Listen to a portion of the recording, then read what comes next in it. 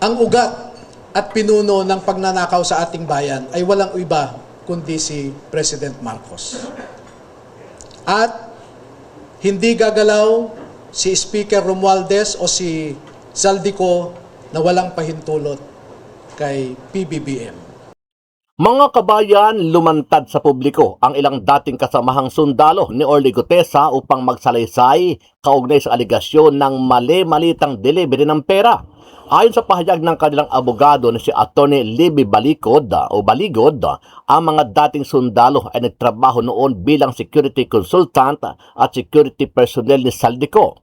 Matatandaang si Gutesa ang unang naglabas ng aligasyong hinggil sa nasabing delivery na umano'y inihahatid sa mga bahay na iniuugnay kina dating Speaker Martin Romualdez Jr., dating ako Bicol Representative Zaldico at mismong kay Pangulong Ferdinand Bongbong Marcos Jr.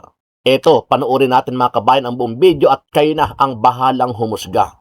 Wala po tayong ibang maaasahan ngayon na maglalabas ng katotohanan kundi tayong mga mamamayan din.